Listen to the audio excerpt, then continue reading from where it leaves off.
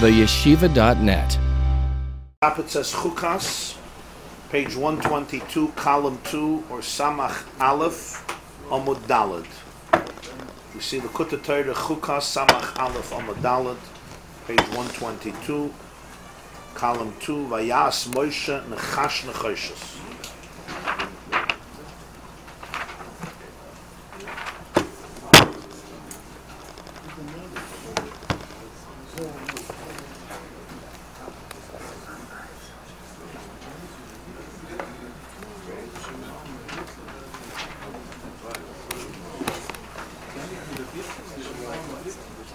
Nachdem is Perek Beis, das ist sehr kabbalistisch, so eine neue Suge. Man ist geendigt, aber es... Ja, noch. Du willst nicht endigen mit einem anders. Was ist das? Das ist Chazen. Jede Meime kann man Chazen jede Tag. Das Bittel ist nicht Chas v'Sholem Kili HaMetzius, die Tachlis HaMetzius. Iker HaChayis Oidei HaBittel. Iker HaChayis Oidei HaBittel.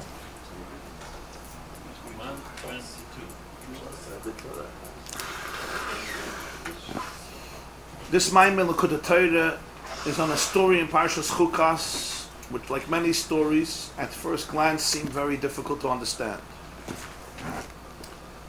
Let's remember the story. It's a story about the snakes, the serpents.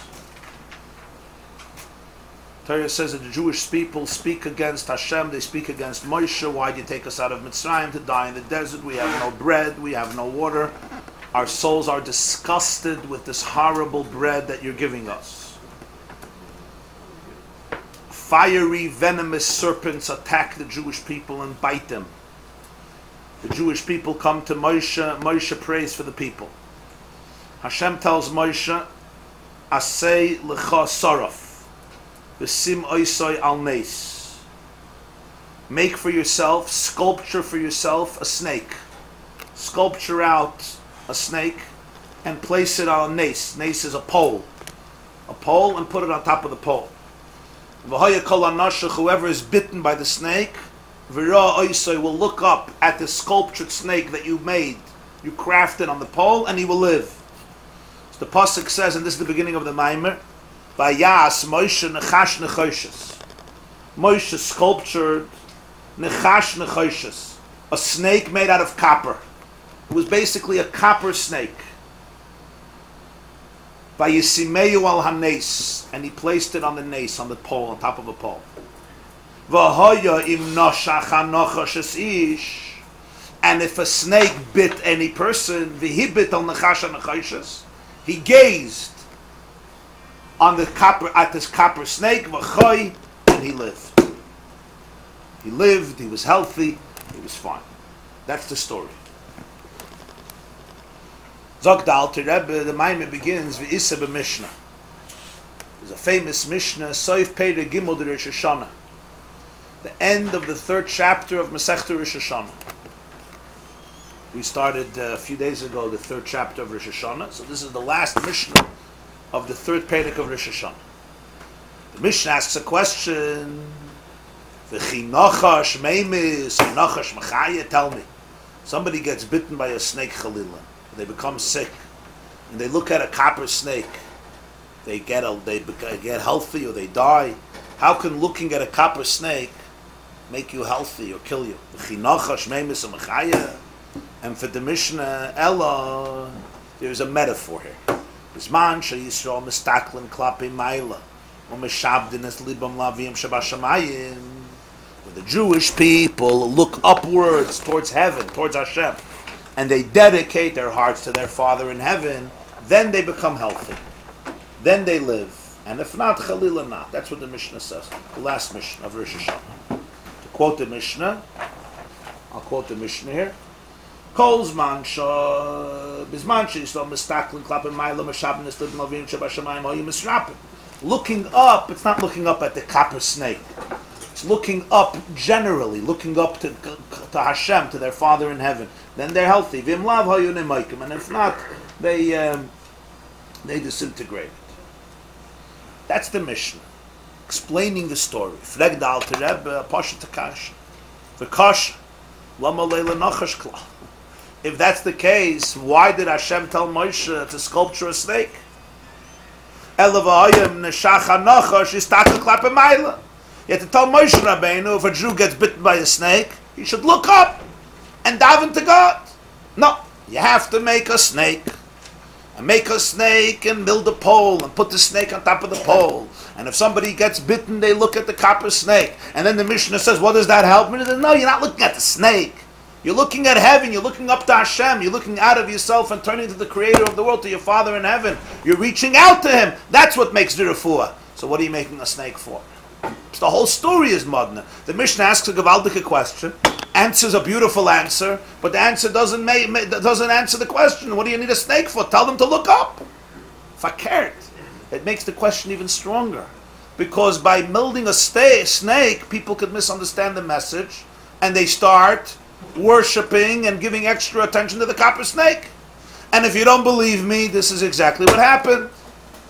There's a famous Mishnah in Pesachim that for hundreds of years after Moshe Rabbeinu, there was a man named Chizkiah, and what did he do? He took this copper snake that the Jews always had, and what did he do with it? You know what he did with it?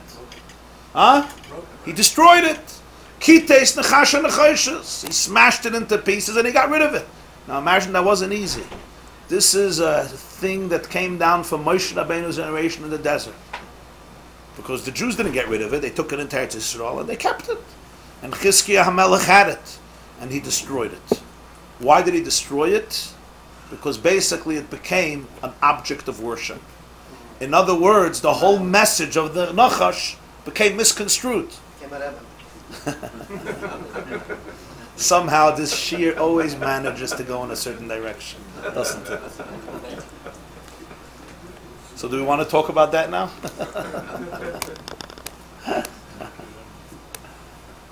So along those lines, how could they make a snake in the first place? Wouldn't this is their answer in fashioning an object? From heaven. We learned in Rosh Hashanah the problem is fashioning an object from heaven. The sun, the moon, angels, or a person, but not a nachash.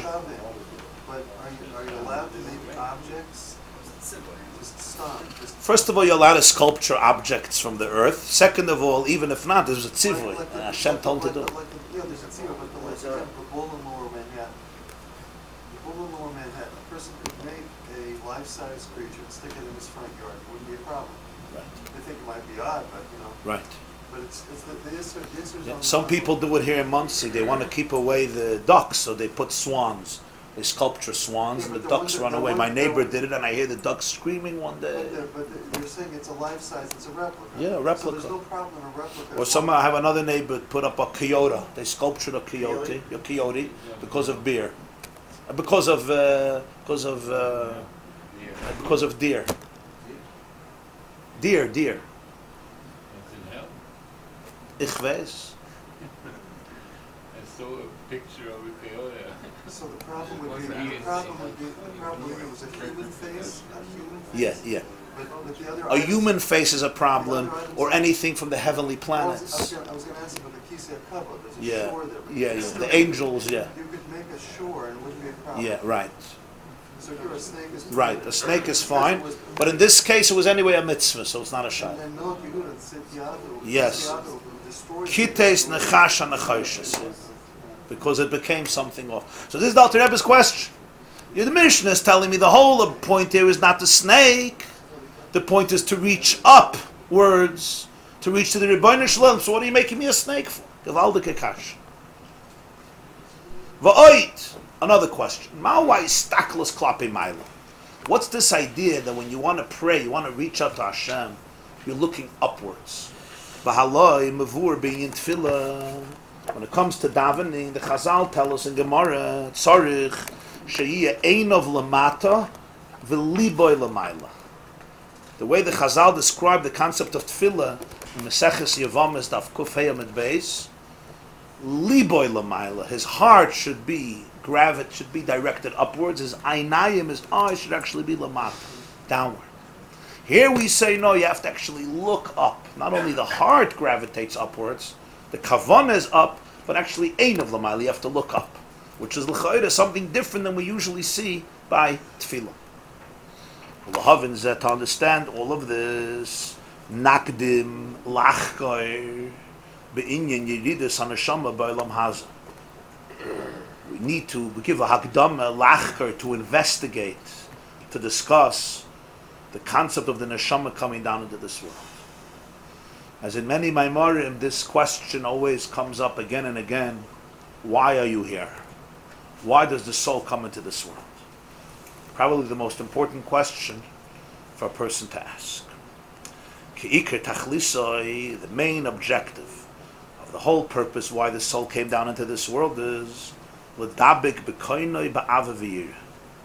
In order to cleave, to have dveikus, to connect to its creator through two emotions, primary emotions, love and awe. That's the two forms of dveikus b'koinoi. The main tachlis of the neshama coming down is to experience dveikus. Dveikus means oneness, dibuk, intimacy, cleaving. The davak be'ishta, like it says in Bereshis, a man, he cleaves to his wife, he becomes one. Dveikus b'koinoi through ava and yirah. The ikar dveikus, so that's how he defines the objective of existence. The reason you were born is to experience dveikus b'koinoi ba'ava v'yirah. The ikar dveikus hu b'tfilah. The primary moment of dveikus is during davening. Sha'teves im yoser kroivim la'avanas ha'adam. The words are yoser kroivim. They're close to what a person can relate to, a person can understand. Ubevada, it's certain koidim tzeis haneshama ba'olam hazeh. Before the neshama left its space to come into this world. V'gam acher is talkus elav, v'gam acher is talkus min agov. And the same is true when the soul leaves the body. It's obvious that humizdabek yoser ba'ava v'yirah pnimis. He could connect much more and much deeper through a much deeper love and awe. Shaguf einem einichel avodas Hashem. Because the fact that the soul comes into the body, it eclipses tremendously the vision of the soul and doesn't allow a person to experience this type of dveikus. Aderabba, machmas chumroi, because by nature the body is brute. Yachriach es haneshama lahanes af megufnis. It forces the soul to enjoy bodily issues, bodily pleasures. Even if the soul doesn't really want this, it's not its interest. The source from which the neshama was chiseled out, from which it was hewn, it was carved out, is it's a part of Hashem. So therefore its ratzon is always, more than anything else, to cleave to its creator. But the soul doesn't always the soul doesn't always run the show. Soul is in the guf, and the guf forces the soul to have enough from a different realities. So a person is feeling tension, a person is feeling anxiety, a person is feeling a void. The soul knows why it's feeling the void. But the body speaks, and the body says, we'll do a barbecue. The barbecue will solve all the problems. We'll fill the void. We'll take a drink. We'll eat some potato chips.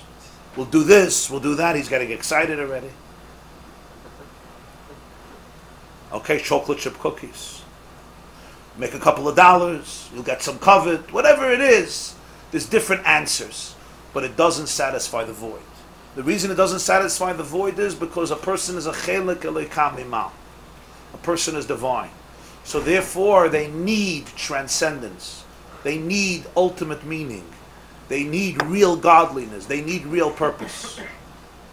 But what happens is, when the neshama is in the guf, our vision is eclipsed. And the neshama gets distracted. To the point that the guf forces the neshama and says, come, join, and this, you'll live it up. You'll live it up with me. And the soul tries very hard to live it up. But it still remains often with an emptiness, with a void. It's still seeking. It's still seeking something. And it may search many, many years for that, in different places, in different situations, to find that wholesomeness. And just material pleasures, even though Some of them are delightful. It doesn't really speak to the soul. It's not its language. It doesn't talk to it. You need to know what feeds the soul, just like you have to know what feeds the body. A person will eat cotton for breakfast, for lunch, for dinner. It's not going to serve as a nutritious food for your body. The body's going to vomit. Why? Cotton is a wonderful thing, but it doesn't work as food for the body. Physical realities are wonderful, but it doesn't work as food for the soul. It doesn't work for it. It needs the nutrients that will feed it because it's a chelik elikamimah. So therefore he says you can't compare at all what the soul experiences before it's born and after its death. We don't even have a hasaga, because all of our understanding of our soul is only through the body, through the prism of the body. So we completely don't even know our soul. We know our soul through what we're capable of feeling while we're in the body. Imagine what happens to the soul the moment it leaves the body. It's a whole different life. It's impossible for us to imagine what happens to the person before, what the person experiences before birth and what a person experiences after death. But everything is transformed. The guf is still there, it's lifeless, the neshama left, and the whole reality becomes different, which we don't even have a comprehension in, because we are always defined by our bodies. And that's the purpose of the neshama coming down here, which raises a big question in this mind. You're telling me that the purpose of the neshama coming into this world is dveikus, oneness with its creator. Coming down into this world only compromises the dveikus. It makes the dveikus to be much smaller, much less significant, much more impoverished than the dveikus was before or it's going to be after. So that's what he says. The ikatachlis is dveikus. The main dveikus is in davening. But how can you compare to the dveikus before the neshama comes down and after the neshama leaves the body? You completely can't compare it. Because in the guf, everything changes. On the contrary, the guf is machriach. It forces the soul to live a life that is often alien to its own needs. And that's the tragedy of so many lives. You have a soul, you don't know it, you're trying to feed yourself, but you don't know with what to feed yourself. So you search here, you search there, you search here, you search there. And I should add, sometimes even a person tries Yiddishkeit, but it doesn't work, because it's not a Judaism that speaks to the soul.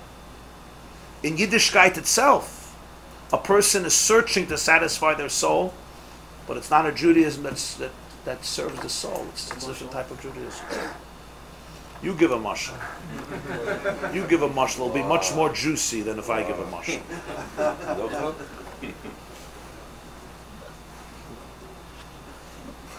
Every soul is different. Of course.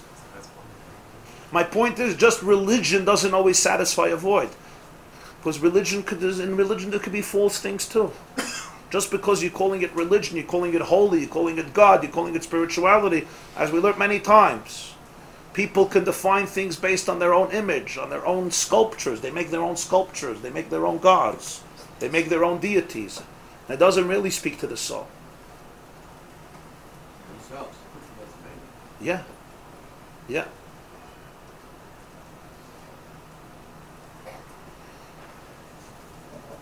Self is not depending what you did while you were. You can't do it automatically.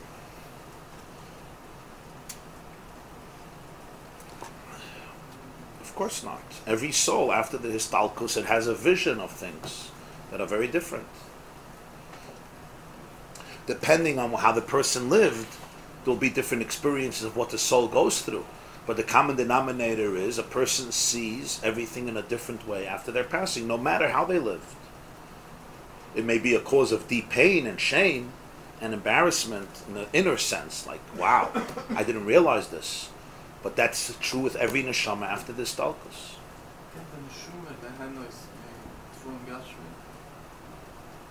He says not the neshama, because everything we do in our life, our neshama is involved in. I can't separate my soul from my body. It's like a marriage. You live together. You're always married. The neshama and the guf are always married. So whatever I'm involved in, my neshama is involved in. The Balatanya writes in Tanya, Perek Chav Daled, that sometimes a yid has to know he does an aveda. He's taking Rosh Shel Melech. He says you take a head of a king, v'toimne bebeis hakiseh. Right? You have a toilet bowl that's filthy, and you take the head of the king and you put it into the beis hakiseh. He says every neshama is Rosh Shel Malach. It's a Chelek Elekamima. So he says you have to know where you're going and what you're doing because the neshama is involved in everything. If the guf is doing something, the neshama is involved. So the guf forces the neshama to become defined by it. The problem is the neshama protests. It's possible. To what? To be machriach the neshama, yeah. While you live. Yeah, the neshama works with the body. Wherever the guf goes, the neshama goes. You could be doing it. Huh? You could be doing it like after. So. Oh no, he says that. No, he says you can't compare. You can't compare the dveikus in this world to the dveikus after Yitzias and Neshama. So you cannot do it while you live. There's a certain dveikus that the neshama has after Olam Hazeh that it can't have in this world. Yeah. Does the body have a das like the neshama? Of course. Of course. Personality is a spiritual thing? What? Personality is a spiritual thing? On some level, certainly. Why is it that everybody has a different purpose and the soul is different? Because every soul has its distinct qualities. Even though we all come from the same source, it's like children come from one mother, one father, but there's so many different distinctions. Is it possible for us to realize what the soul needs? Is it possible to realize what the soul needs? I think it's very possible to realize what the soul needs. So it is The soul needs the soul's purpose. The soul's purpose. Yes, of course. So it is possible. It's not possible to be the same after you die, but it's possible to work together as the Likutei. He says that's the tachlis of a person. The tachlis is to have dveikus. So before we didn't have dveikus. That's the shaila. L'chayda, before you had a deeper dveikus, so you're coming down to tachlis is to have dveikus, but it's l'chayda less. But he says the ikar tachlis of Yeridas and Neshama is l'dabek b'koina. What's your shaila? Well, that before we came down to Olam Hazeh, we didn't have it. He says even more. So then what's the tachlis coming down? Okay, we'll see. We'll see. V'hine mevor b'zoyar. Now it says in Zohar, man delay mahapech miridu lemiska les lechulka b'hayal meklum. In Zohar Bereshis, it says that somebody who didn't transform bitterness into sweetness has no chelik in b'hayal meklum. Basically, the Zohar brings over there that it was announced in heaven, whoever wants to come into Olam Haba, it has to be somebody who transformed bitterness into sweetness. Somebody who didn't transform bitterness into sweetness can't have a chelik in this world, meaning in the spiritual world, in Olam Haba at all. What's pshat? Because the whole purpose why a person was created was b'shvil zeh, for this. To transform bitterness into sweetness. During the first Beis HaMikdash, lo hayu mispalin klal. They b'chal didn't daven. Interesting lashon. Lo hayu mispalin klal. There was no davening. But says there was no davening. It doesn't mean they didn't daven at all. He means the whole davening that we are familiar with didn't exist. Because the davening we're familiar with was instituted by the Anshe Knesset HaGedolah. They instituted Shemona Esrei, mit HaShachris, mit HaMincha, mit HaMayriv. The davening that they had then was everybody davened whatever they wanted, how long they wanted. You could daven for 5 seconds. You could daven for 5 hours. By Yis Rishon, there was no text of davening. There was no time of davening. The Rambam holds tefillah as a mitzvah esim in Torah. But what does that mean? You could be at Mekayim in 40 seconds. You go out to the field, you look up to heaven, or you look down on the earth, and you connect to God. That's mitzvah tefillah. You ask for what you need. The Zman of Tefillah didn't exist. It's not Min Torah. The text of Tefillah is not Min Torah. Everybody agrees. That's all Midir Rabbanan, Midivrei Sefer. They didn't put on tefillin either, right? Tefillin, yeah. Tefillin is a mitzvah in Chumash. Krishma is a mitzvah. Tefillin, yeah. Krishma, yeah. But davening, what did it look like? It says, you go out and you say, God, give me a meaningful day. Let's have fun together today. You were Yotzei Tefillah. And it's faster than a lot of other Shachrisin, although some Shachrisin are catching up. Are catching up to that. Didn't they dash only the Gemara what tefillin is put together of? Not in Gemara. Halacha l'Moshe Sinai, how you make tefillin. But that was part of the oral tradition that was given to Moshe. Tefillin has to be black, tefillin has to be square, what you put into tefillin, etc. But the mitzvah of tefillin, that's in Chumash. 4 times in Chumash. You have the mitzvah of tefillin. Parshas Boy, Parshas Vayaas. However, when it comes to the mitzvah of davening, all the details, so that's why he says, the concept of a shul, there was a Beis HaMikdash, that, yeah. There was a Beis, but the concept of a shul, it's interesting. This is the first hundreds of years of Jewish history. There's no synagogue. It doesn't exist. There's no shul. There's no tefillah. There's no nakdishach. There's no keser, right? Breakaways. Huh? There's no breakaways garnish. No gaboyim. No boards of directors. No mishaberachs. Mamish garnish. No chazonim. No balei tefillah garnish. Can you imagine? All of Judaism was about intimacy with God. Not institutionalized. The Bayis Sheni, even in Bayis Sheni, Tiknu Anshe Knesset Agdela Tefillah Ktsara. Even in the second Beis Hamikdash, what would Anshe Knesset Agdela were masakin? Baruch Hashem, we open our Siddur, so there's a lot to say. But that's not all what Anshe Knesset Agdela were masakin, the brachas and Shmoyne Esra. Right? Then there's the whole addition. There's Psukkah de Zimra, there's before Psukkah de Zimra, there's after davening. You have a lot of additions. You have Tachnun, with Asher Volitzian, with Beis Yaakov, with the Shir Shal Yoim, with the Kaveh, etc., etc. And then you have before Birchas Krishma, you have introductions. So even after the Anshe Knesset Agdela were masakin tefillah, it was still short.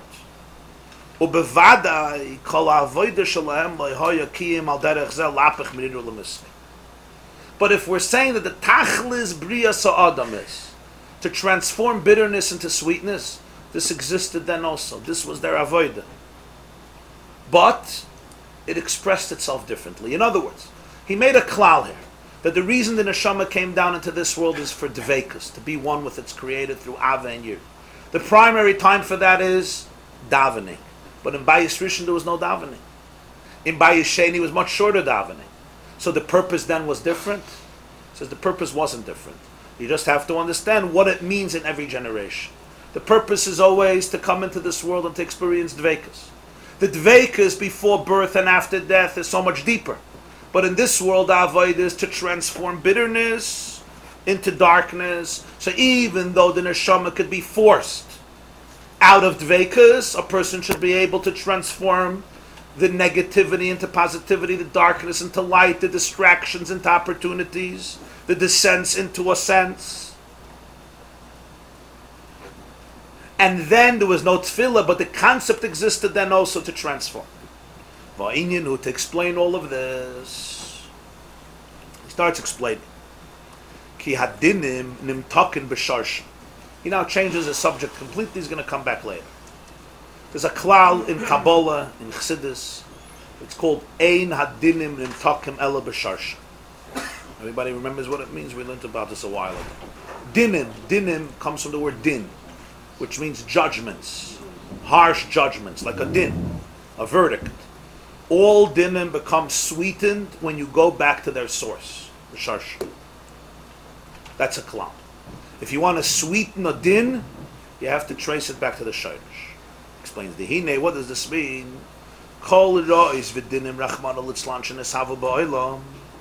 All ra'is, all negative occurrences, and dinim are harsh judgments. And he says rachman al-itzlan, which means may God preserve us from them, that you have in the world. Sharsham u'mekardam u'mechaya oisam hutayf. If you can go back all the way to the source, all the way to the makar, that ultimately gives them oxygen, in the source you'll find goodness, positivity. This is what you said about facing one's fears. You can be revealed alive. Is that what the... Yeah. Huh? Whenever you trace something back to its source, you see it in a different light. Even though down here below it looks like din. Din means it's harsh, it's problematic, it's catastrophic, it drives you mad. If you can have the courage to take it and trace it all the way back to its original source, there will be what's called hamtakas adinim, the sweetness of the dinner. Let's give an example in a person's life, but this example really exists on so many different levels. He himself is going to give a few examples here. But let's just give a practical example that many of us are aware of in different areas of life. Sometimes a person is experiencing what seems like a very intense emotion, and the emotion is very, very negative. It could be an emotion of anger. I'm very angry at somebody. I'm very jealous of somebody. I have tremendous resentment to somebody. I'm not going to talk about Shalom Bayis, don't worry. But if you want, you could put it in also. Kol chada from shirba. But it doesn't have to be that. Whatever the situation is, person is feeling a very, very, and it's not a pleasant emotion. It's not an emotion that opens you up, that makes you happy, that makes you free. It's an emotion that makes your life miserable. One way of looking at it is get rid of this emotion. But how do you get rid of this emotion?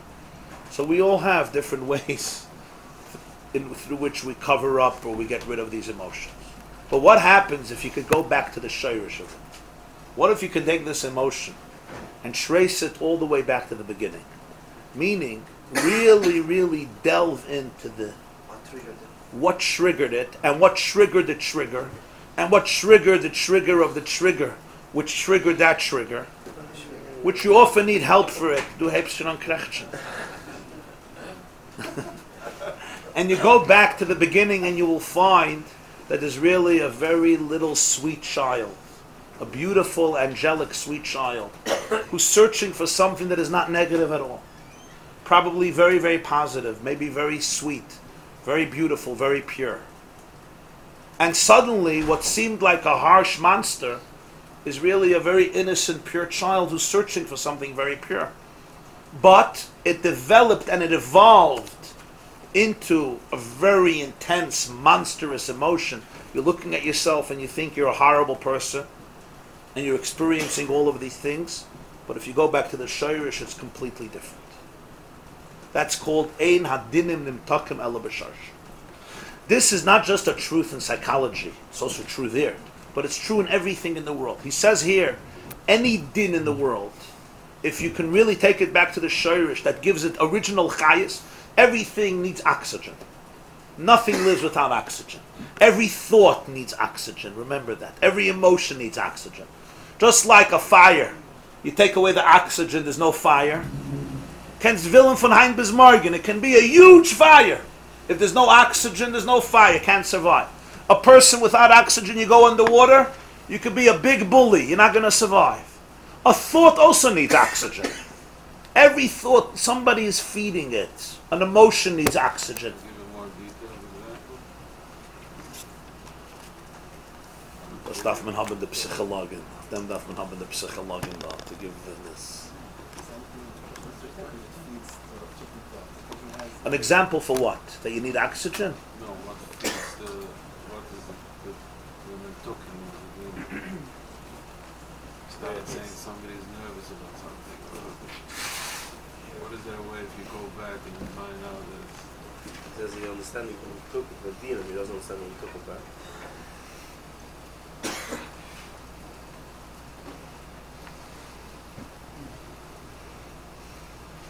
I'll give a very basic. I'll give a quite a well-known example, at least in some circles. I said I'm not going to talk about shalom bayis, but there's an example. So those examples come to mind pretty easily. Huh? Ish v'isha zachel, shchina shreya b'neihem. A person often in their experiences, in their relationships, say in marriage, for example, because over there, is often kapein if the under the 24 shah, so it's just a practical example, but it could exist with anybody. I'll give an example of parents and children and spouses. So let's take in spouses. Sometimes a person feels a lot of anger. A husband feels anger towards their wife. A wife feels anger towards the husband. It's very, very intense, and it's not a comfortable feeling. It's not easy to live with somebody and feel anger, even if you're not in the house, certainly if you're in the house, certainly if they're right there. It feels bad for yourself, it feels bad for the other person, it feels bad for the whole relationship. And we take the anger very, very seriously. And the anger grows and builds, and every comment he says or she says, the anger gets exasperated. Mama, it's like a fire that grows and grows and grows. But the fire is living from an oxygen. There's a fuel that's giving the fire fuel. So instead of just looking at the anger, can I have the mental space and the courage to go back, really? What is making me angry? So you'll say, what do you mean what's making me angry? Did you hear what he said? Did you hear what she said? Did you hear what she did? Did you see? Of course I'm angry. You would not be angry, right? Okay, I understand. But let's now go deeper and deeper. What's really bothering you? Another marriage, she said exactly the same thing to her husband. He didn't freak out. Or he said the same thing. Or she did this, right? There's something that there's a message here to you. Something she said or she did or she thought or she expressed herself a certain way or she responded or she didn't respond. Or he. I don't mean to discriminate against the Zocher or the Nekeva. Baruch Hashem. It works both ways very nicely. And what's experienced is a whole powerful anger, but go back. What's really, really bothering him? And you'll figure out, you'll go deeper and deeper, that actually the reason he or she is so angry may be the exact opposite. Because they have a profound need to be connected. Every person, we spoke about this once, if you remember, every person has a need of attachment. It's attachment.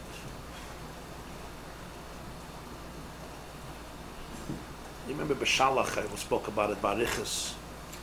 This is, in Chassidus it's already discussed a long time ago, but in psychology, it's now recent, the last Kufa, it became very big, the idea of attachment issues. Meaning, if you look at a 2-year-old child, right, he'll run away from his mother, he'll run away from his father, but he's going to turn around to see if they're there.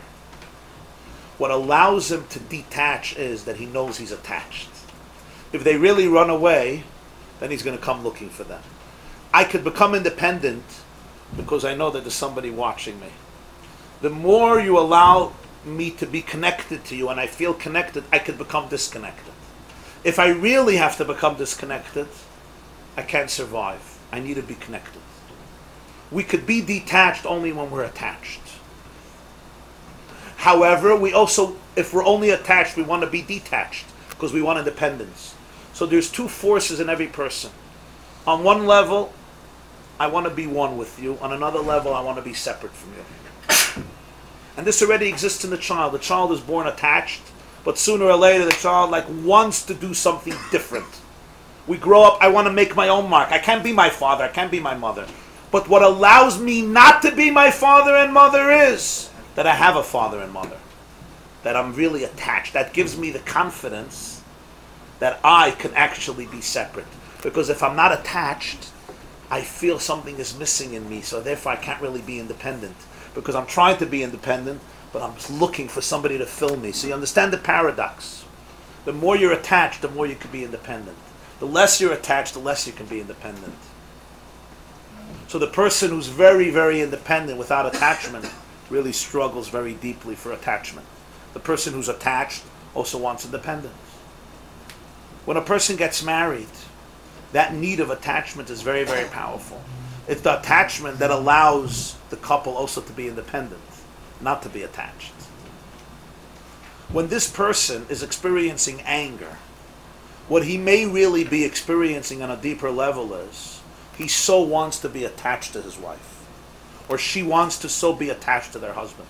They need that trust, that camaraderie, the fact that I can completely, like that 2-year-old who knows that mommy will always, always, always be here, and therefore I could run away. The pain of the lack of attachment is very deep, so it translates into a lot of other stuff.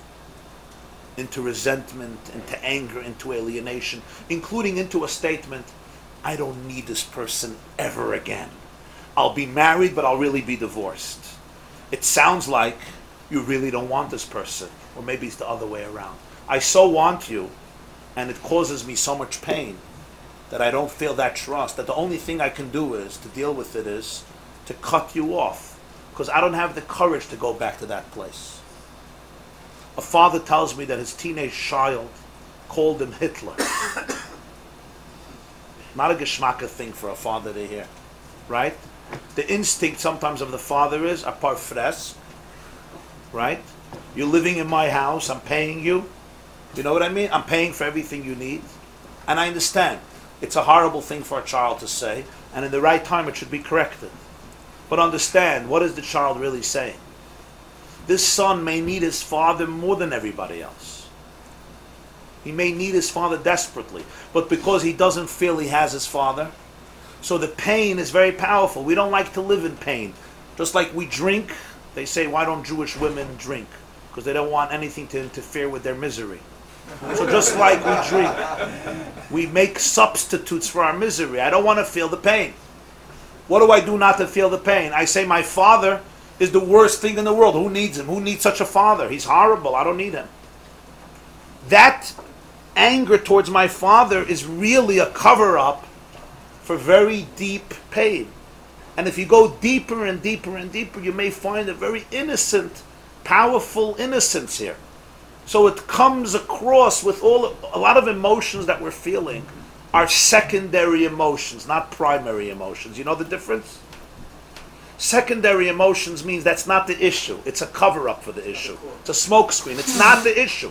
That emotion is not what's going on. That emotion is a cover-up for what's going on because you don't want to deal with the real emotion. Because it's hard to deal with the real emotion. It's really easy, but it seems very hard. Sometimes you don't know it. That's true. You don't know it sometimes. That's the concept. So today in psychology, psychoanalysis, a huge thing, but here he says it in one line. Kol hadinim nimtakim b'sharsha. All dinim. Dinim means negative stuff. Yeah?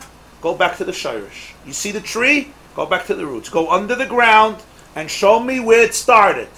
And there you will find sweetness. Amazing idea, huh? You go to the shirish. What? Yeah. Yeah. You go to the shirish and you'll see sweetness.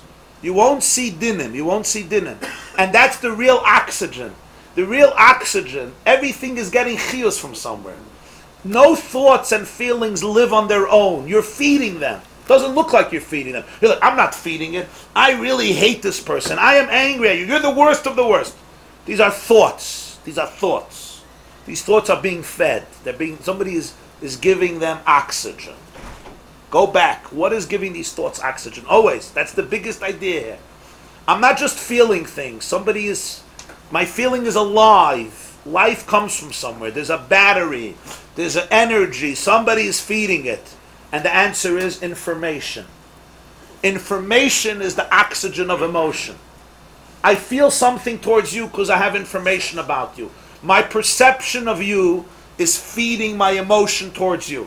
This person is this, that, the worst of the worst. A machshefes, a machshefes, oimekaram mamish, aza catastrophe. Such a person I never met. Such a piafke. Such a bloodsucker. Okay, there's information. What's the information? You say, this is facts. No, I understand it's facts. It's facts that you observed. Somebody else observed other facts. So let's now go back to that. She said something. He did something. She's already... It's all being fed by my perception. So now ask yourself, and what's the oxygen for your perception? Your perception also is being fed by something. Right? You understand this process? This is a very heavy process. Work with depression too? It works with everything. It works with everything. Sometimes the person doesn't have the tools to do it. They may need some help. They may need some assistance. That depends on the nature of the situation. But everything is being fed by something else. It's called the antecedent, the mucker, the shirish. And the shirish has a shirish. Back. So the perception is also being given oxygen. With this energy that you keep on. Yes. Now once you create it, it's already a fact. You never go back. Oh, you told me. Interesting example. He's an American. He's married to a European. He's a real American. His wife, he told me, is a real European. European and American culture are different in many areas. One of the differences is, not by all Americans, not by all Europeans, but by many. In Europe, the minhag is, if I'm European, I come to your house. And you say, Rabbi Jacobson, can I give you a cup of coffee? And the right thing, if you're a good European, is to say no. You're not matriach, your host, to get you a cup of coffee. No. And the right thing for the host is to go to the kitchen and put up a cup of coffee and give it to me. I say no, and you do it anyway. Right? I'm an American, right? If you come to my house, I say, can I get you a cup of tea? And you say no, I say, okay. And I don't get you a cup of tea. Can I get you some water? You say, no, I don't get you water. If you want water, because I know if somebody would ask me, if I want the water, I say, yeah, please get me a cup of water. Or a cup of coffee. Anyway, this American married this European. Both wonderful, wonderful people. YY Jacobson, shortly after the marriage, she asks him, can I get you a cup of coffee? I'm sorry, he asks her, can I get you a cup of coffee? And she says, no. She's, of course, waiting for her angel to get her a cup of coffee. She said, no, he does not make her a cup of coffee. She's sitting there, Shpilkas, waiting for her coffee. He's not getting it. She's like, what type of guy did I marry? Mama's selfish. The next day, she asks him, can I get you a cup of tea? He says, no. She goes to the kitchen, she makes him a cup of tea, she gives it to him. He's like, what a control freak. I said no, respect my wishes. You understand? They both now have a perception. He's selfish. I asked him for a cup of tea. I said no. I said no. He didn't make it. And she's a control freak. I told her no. And I'm going to do it anyway. But really, she heard yeah.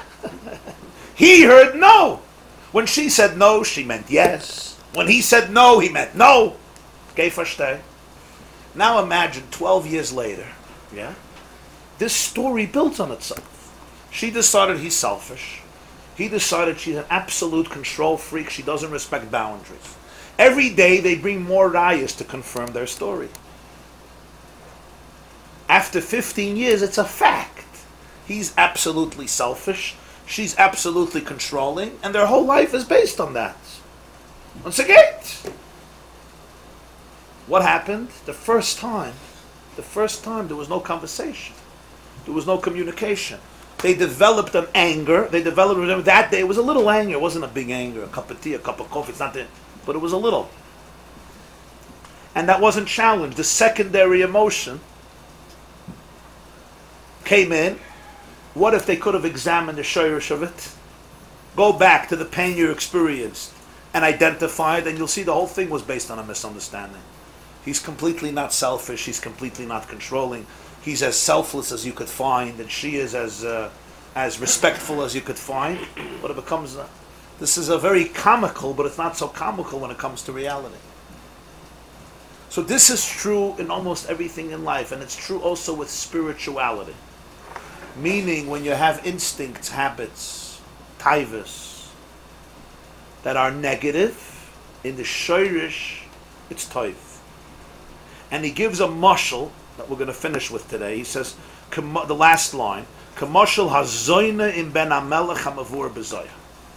For this, there's a metaphor of the zoyna, the harlot with the prince, in Zoyar Truma, shekol ritzoyna v'cheftza shaloy l'tzayasais. The Zoyar Parshas Truma gives the following metaphor. YY Jacobson, a king wanted to know if his prince is suitable to take over the throne. The first definition of leadership is you have self-control. If you don't have self-control, you can't control other people. You can't lead if you don't lead yourself. Ezo Gibber HaKoivish, as Yitzra, as the Baal Shem Tov says, Yitzra, not somebody else's Yitzhara. It's easy for me to conquer your Yitzhara. Right? You know when we hear stories about somebody? Zapera Adam, I would never do this. Of course, you sin differently. Don't judge somebody else just because he sins differently than you. HaKoivish is Yitzroi, my Yitzhar, not yours. I don't have your taivas, you don't have my taivas. The king wants to see if his prince has control. What does he do? He knows that the prince is a lebedike ingala. Baruch Hashem, his psyche is healthy. So he hires, it's a funny story, but this is in Zoyar Parshas Truma, you could look it up. He hires a zoyna. He hires a promiscuous woman, a harlot, and he offers her a tremendous, tremendous reward if she can go and entice her son to behave in an immoral way.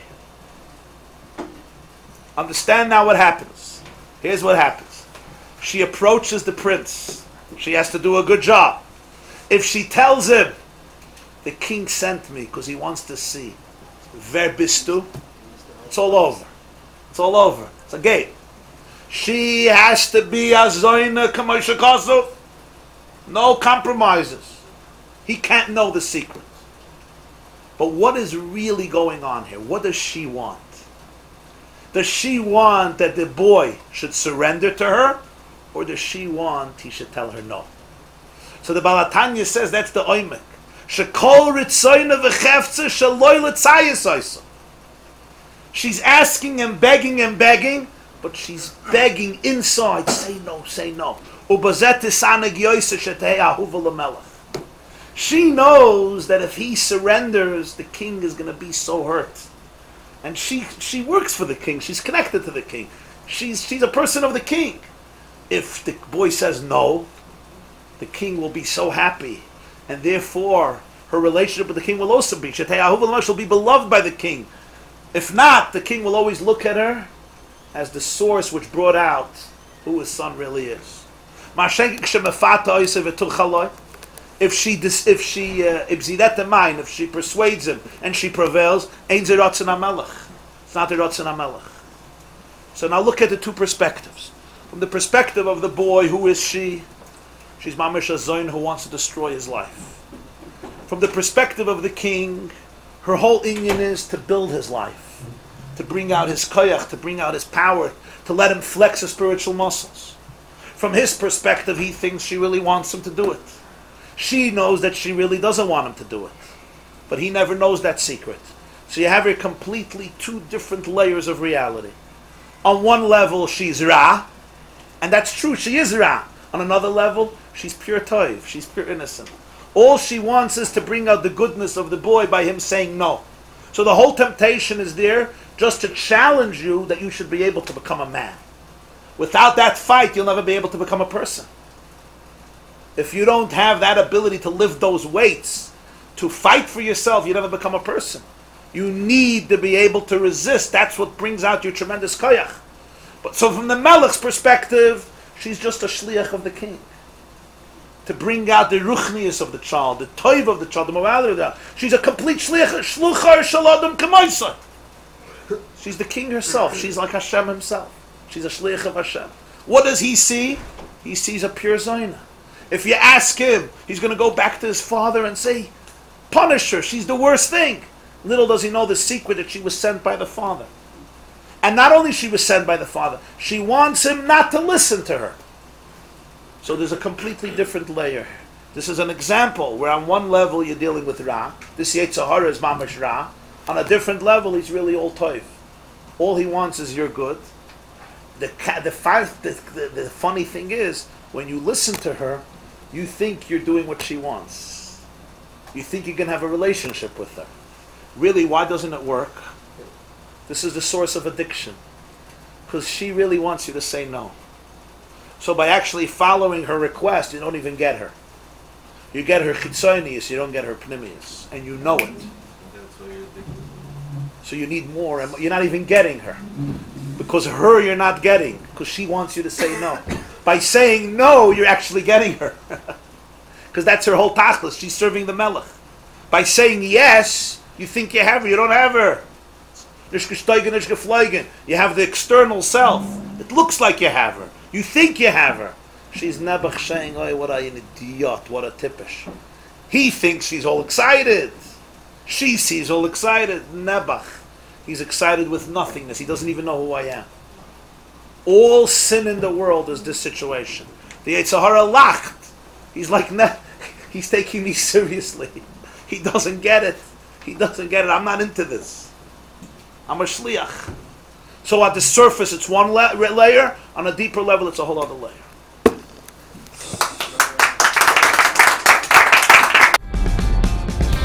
This class is brought to you by theyeshiva.net.